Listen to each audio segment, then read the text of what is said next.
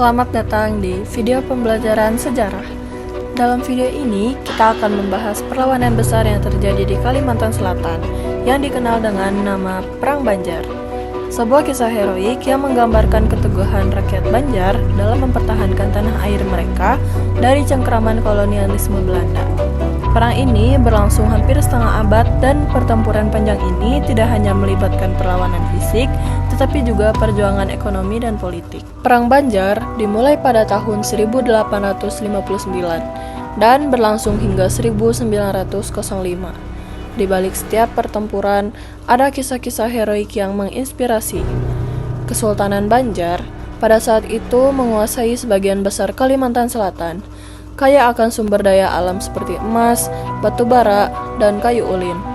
Namun, Belanda yang pada awalnya hanya berfokus pada perdagangan, mulai melihat wilayah ini sebagai sumber kekayaan yang harus dikuasai sepenuhnya.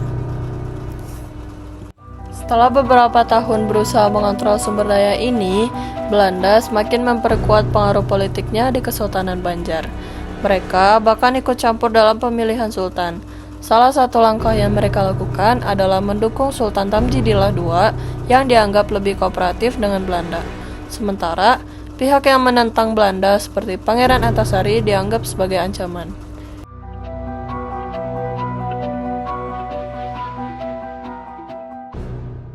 Pada tanggal 18 April 1859, Pangeran Antasari memimpin pasukan Banjar untuk menyerang pos-pos Belanda di Martapura dan Pengaron. Ini adalah awal dari perlawanan besar-besaran yang tidak hanya melibatkan pasukan Banjar, tapi juga suku-suku Dayak yang bergabung untuk melawan penjajah. Serangan ini menandai dimulainya perang yang berlangsung selama puluhan tahun. Selama bertahun-tahun berikutnya, perang ini diwarnai dengan berbagai pertempuran. Sebagian besar berupa serangan gerilya yang dilakukan oleh pasukan Banjar di hutan-hutan lebat Kalimantan. Belanda, meskipun lebih besar dan lebih bersenjata lengkap, kesulitan untuk menghadapi taktik perlawanan ini. Pasukan Belanda terpaksa mengirimkan lebih banyak pasukan dan sumber daya untuk menanggulangi perlawanan ini. Namun, medan yang sulit dan taktik gerilya yang diterapkan oleh rakyat Banjar menyebabkan pasukan Belanda seringkali terjebak dalam pertempuran yang melelahkan. Untuk memahami mengapa Perang Banjar terjadi, kita perlu melihat lebih dalam kepada faktor-faktor yang memicu perlawanan ini. Yang pertama, eksploitasi sumber daya alam. Belanda mulai menguasai sumber daya alam yang sangat berharga di Kalimantan Selatan seperti tambang emas, batu bara, dan kayu ulin. Rakyat Banjar yang awalnya hidup makmur berkat sumber daya alam ini mulai merasakan dampak buruk dari kebijakan kolonial. Belanda memonopoli perdagangan, mengendalikan seluruh sumber daya alam tanpa memperhatikan kesejahteraan rakyat. Belanda mengurangi peran kesultanan dan memaksakan sistem pajak yang sangat berat bagi rakyat Banjar. Keuntungan dari sumber daya alam yang melimpah ini justru menguntungkan Belanda, sementara rakyat yang bekerja di sektor pertambangan dan perdagangan semakin miskin. Yang kedua ialah campur tangan dalam pemerintahan. Campur tangan Belanda dalam politik lokal juga menjadi salah satu penyebab utama. Belanda mulai memilih sultan yang lebih bisa diajak untuk bekerja sama dan lebih mudah untuk diawasi.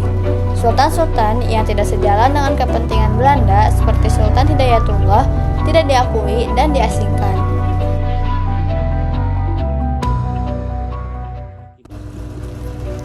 Sultan Tamjidillah II yang dipilih Belanda seringkali tidak mampu mengendalikan rakyatnya yang mulai memberontak.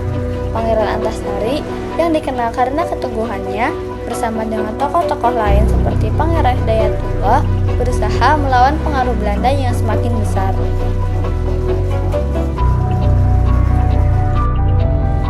Yang ketiga, semangat mempertahankan tanah air. Ada semangat besar di kalangan rakyat Banjar untuk mempertahankan kedaulatan tanah air mereka. Rakyat merasa harga diri mereka terinjak dengan semakin kuatnya pengaruh Belanda, dan oleh karena itu, mereka memutuskan untuk melawan. Pangeran Antasari dengan semboyannya yang terkenal Haramanyara wajah sampai kaputing atau pantang menyerah hingga titik darah penghabisan ini menginspirasi banyak orang untuk bergabung dalam perjuangan ini. Meskipun perjuangan rakyat Banjar begitu gigih dan berani, setelah bertahun-tahun perlawanan ini, akhirnya Belanda berhasil mengalahkan pasukan Banjar. Pada tahun 1905, setelah lebih dari 40 tahun berperang, Kesultanan Banjar jatuh ke tangan Belanda. Pasukan Banjar yang sudah kelelahan, kekurangan sumber daya, dan semakin terkepung oleh pasukan Belanda yang lebih besar, akhirnya harus menyerah. Dampak dari perang ini sangatlah besar, terutama bagi kehidupan sosial dan ekonomi masyarakat Banjar. Banyak desa yang hancur, kehidupan sosial yang terpecah, dan ekonominya sangat terpuruk.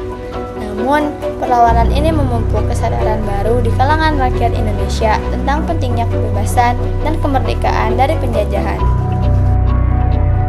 Namun, meskipun secara militer, kekalahan itu tidak dapat dihindari. Semangat perjuangan rakyat Banjar tidak pernah padam. Perang Banjar telah menjadi simbol dari perlawanan terhadap kolonialisme. Bahkan, setelah perang berakhir, semangat haram menyerah terus hidup dalam ingatan rakyat Indonesia.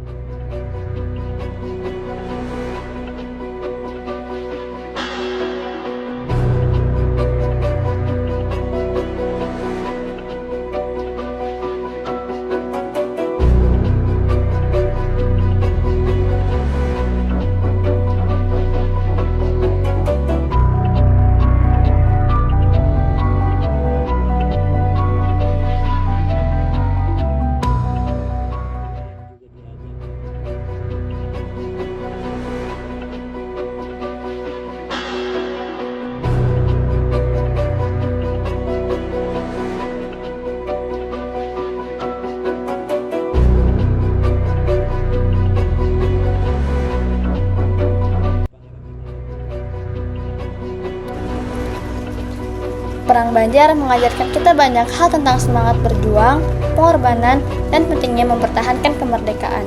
Meskipun rakyat Banjar tidak meraih kemenangan militer, mereka berhasil menanamkan nilai-nilai perjuangan yang kelak menginspirasi bangsa ini menuju kemerdekaan. Semoga cerita ini bisa mengingatkan kita semua tentang arti sebuah kemerdekaan yang tidak datang dengan mudah, tetapi melalui perjuangan yang panjang dan penuh pengorbanan. Terima kasih telah menyaksikan video ini. Mari kita kenang para pahlawan yang telah berjuang demi tanah air kita.